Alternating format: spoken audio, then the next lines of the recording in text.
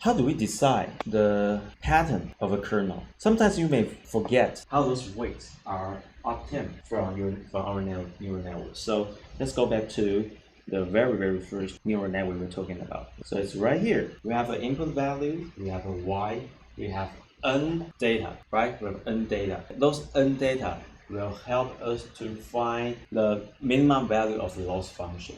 And then we'll do partial differentiation to train, to modify our weight so that all our training data, n training data, and their corresponding y target will have the lowest those value. Okay, they will tweak those weights to make this happen. So right here, it's almost the same. We have input data, which is the image. Okay, for each image, it has 784 features. They are all real numbers. At the end, we have y. We have the actual target. Okay, this image. Okay, it's 4 or 5 or 3. Okay, we have all those labels to help us to identify it is which digit number it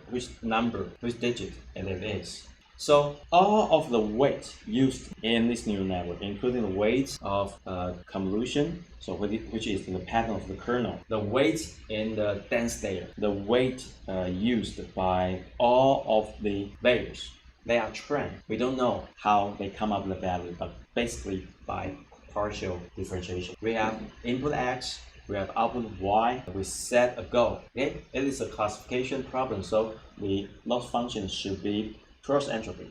So the cross entropy value of this neural network by using the n inputs. Okay, basically, I think in this data set we have more than 60,000 images. Okay, and all of them are labeled images. Those images will help us to find all those W's, those weights, to minimize the cross entropy value at the end. So basically, we don't have to set what is the pattern of the kernel looks like. Those patterns are automatically learned by using these 60,000 images and its corresponding y by using cross entropy.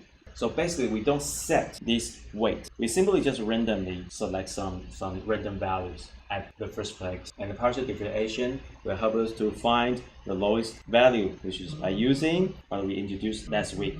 Okay, by using different optimizers to help us to find the lowest cross entropy value of this neural network by using the 60,000 images. So you don't have to bother yourself to set all those kernel. You only need to set how many kernels you want, what is the size of this kernel, you want padding or not, how many layers, how many different pairs of convolution and pooling you like to use. And at the end, there are several dense layers. How many dense layers you like to append after the convolution network, and what is the size of this neural network. For example, it is 3,136, and next layer is 128, next is 10. Okay, with 110, you have to decide how many neurons. So those parameters you have to decide by yourself. So basically, you can find a lot of different implementations by using CNN and MNIST or other image data sets. So basically, you simply just Google CNN and MNIST or CNN image classifier. Okay, you can find all those informations, all those examples. Okay, you simply just download one. So for example, if this image classification is provided officially by TensorFlow. So here, okay, run in Google Colab. You can simply just click it and copy it up. We can just take a look at here. We have introduced this before. Here is the model. It's quite simple. After you design your model, you can write code like this. Okay, it is still a sequential model because we stack different layers. Okay, first layer is the preprocessing layer because the image has to be preprocessed. So you can take a look at the explanation at the top of this page. Okay, so next one is CONV2D. That means convolution layer, and it's 2D. 16 means I would like to have 16 kernels. 3 means I would like to create kernels which size is 3 by 3. Padding means yes, and also I append an activation function after this convolution layer, which is ReLU function. And next one, max pooling 2D, which means I would like to do max pooling. Okay, it has no parameters, default parameters. Okay, and then another 2D convolution layer.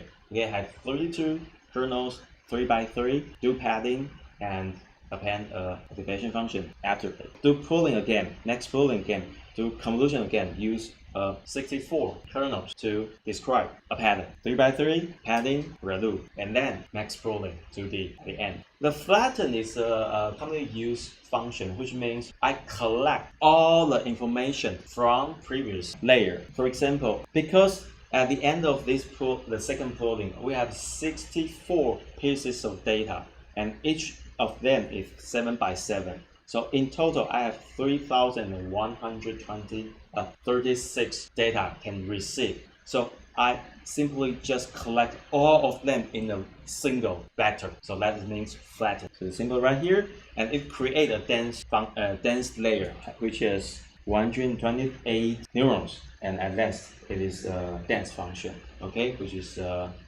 number of class is 5. Okay, this example, the number of class is 5.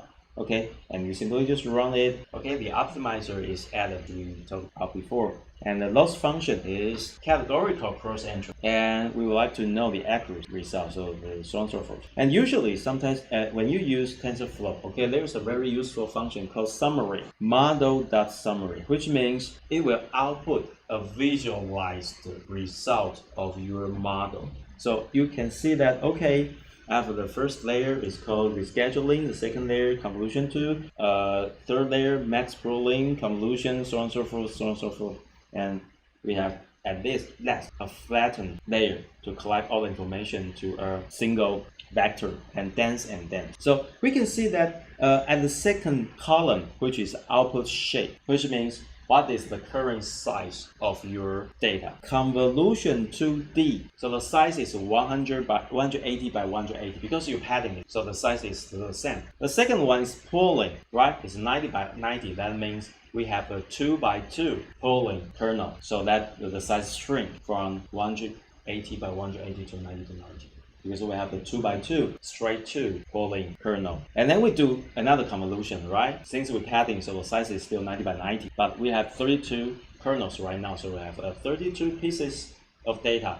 Each one is 90 by 90. And we do pooling again. It's a 2 by 2 pooling, so it shrink again. The size from 90 to 90 by 90 to 45 by 45, and the pieces is the same, 32 pieces. And we do convolution again. The size is the same, right? Because we do padding, and the kernel size changes to 64 because we say we need a 64 kernel. And we do pooling again from 45 by 45 to 22 to 22. And we do flatten. We collect all the information from the previous layer. Okay, so 22 times 22 times 64, theoretically it should be 30976. And we do dense. So we shrink the data and shrink the data again to the 5 classes. So it is a very useful function, which is summary. It will describe what is the shape and the name. And the most important of all, and the third column is parameter number, which is number of parameters, which means how many different weights that you use. For example, in the first convolution, we use 448 different weights. So we will use the x and y and our loss function, which is categorical cross entropy, to train this 448 weights to a proper value. And this value will make our cross entropy to be as low as possible. Okay, so that is the parameter used by this layer. So on and so forth, so on and so forth. And as you can see that there will be tons of weights that need to be trained. So basically, you can see that the total parameters right here in this very simple three layers of convolution plus pooling plus 2 dense layer. In total, there are nearly 4 million weights to be trained. And as we mentioned before, at the first place, they are all random values.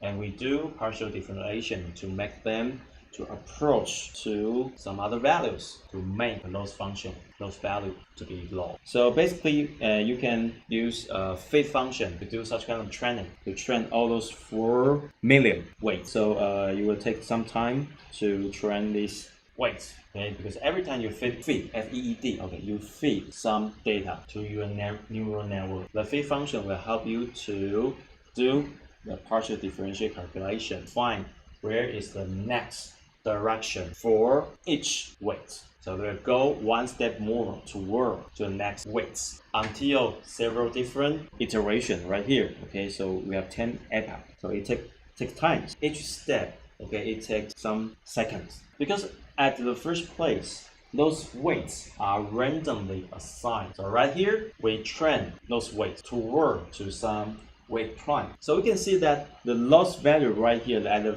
very first round, the loss value is 0.8064. We gradually feed more data, which is images, okay, for in this example, to the neural network, to the fit function. The partial differentiation will give us new weights, and these new weights will make the loss value, which is cross entropy in this example, we're getting lower, lower, lower.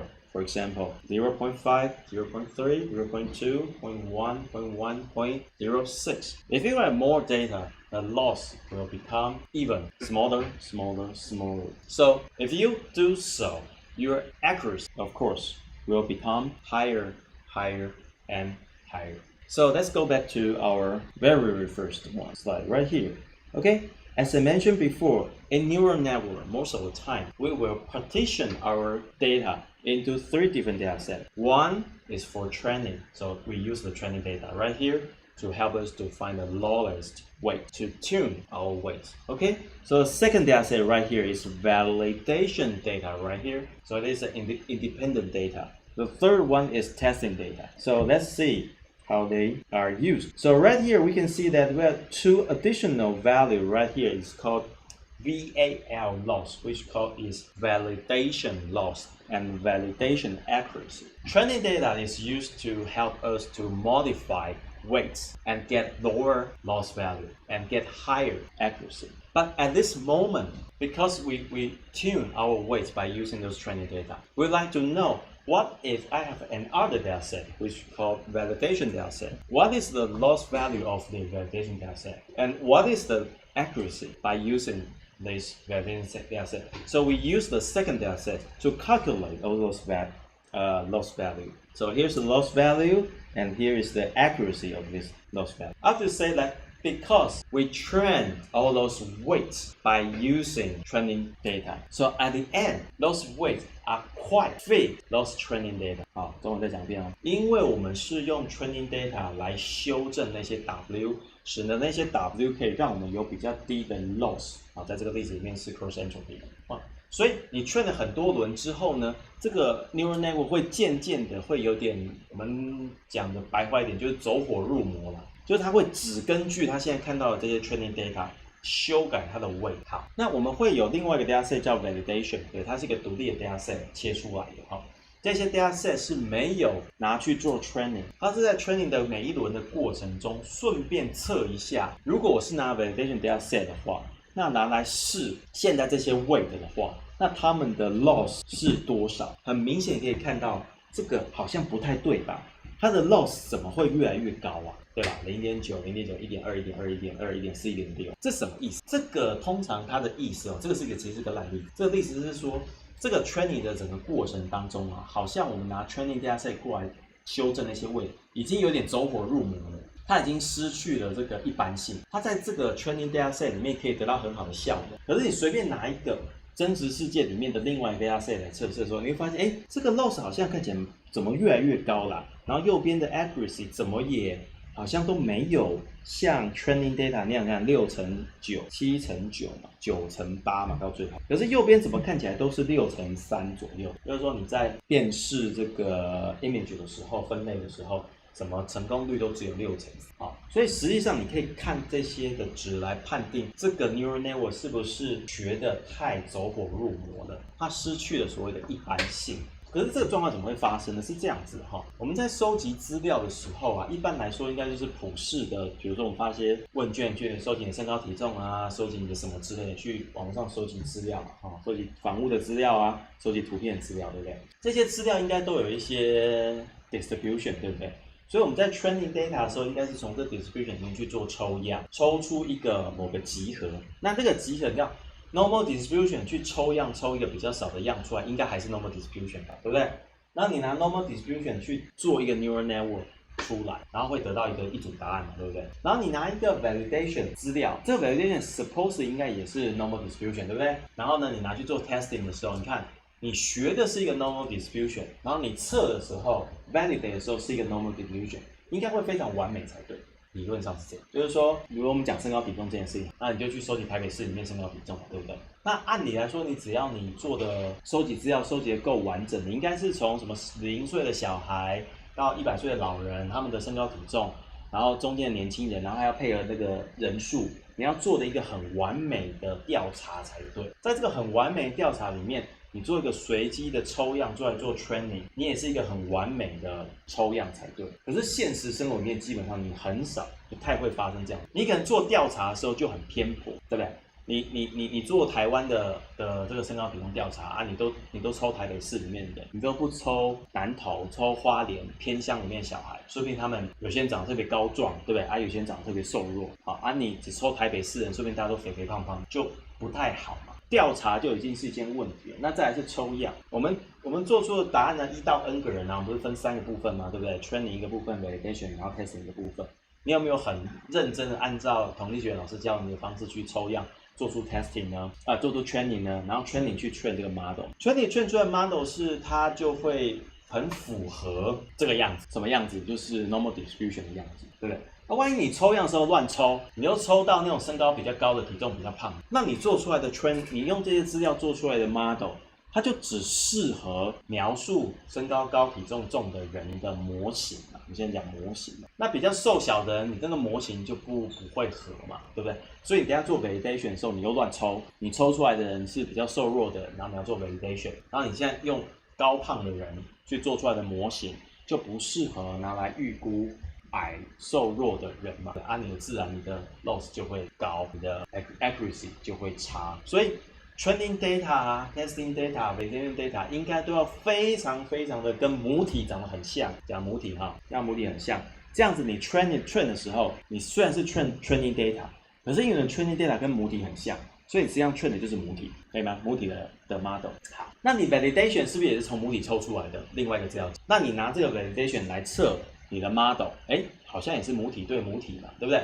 那 validation 就会很好。那也就是说 testing 的时候，你 testing 的抽样是不是也从母体抽出来的？然后你也抽得很好，那你的 testing 的 distribution 也会很靠近你的母体，对不对？所以你用 training 做的 model 在 validation test 集上，在 testing 集上，这3个不同的集上，就会因为都很靠近母体，所以就会很相似，所以你做出来效果就会好。可是老实说，我们拿到的资料啊，比如说你这个手写的资料，他们之前有跟你讲说，他给你的 training data、testing data 有很抽样很完美吗？有调查的很完美吗？有全世界所有人的手写的样子吗？那你抽样的时候是从全世界的母体里面抽出跟母体很像的人做 training、validation、testing 吗？都没有。所以我们在真实世界里面常遇到的状况就是，资料集不完美，资料集没有表示母体，资料集很偏颇，然后 validation 呢也很偏颇 ，testing 也很偏颇，所以他们之间是没有凑不起来，然后你的 accuracy 跟 loss 值就会不够低 ，accuracy 就会很差。好，这是中文联盟参考意见的哈。Okay, so every time when you do model training, okay, my suggestion is you partition your original data into 3 different data sets. Okay, you train your weights by using your training data. Okay, every time, every epoch, every time you modify your weight, you validate your model by using validation data. Okay, so we have 2 lines right here. The blue line, okay, is the training accuracy and the training loss. The origin line is the validation loss and the validation accuracy. We can see that the accuracy of validation dataset is not quite good.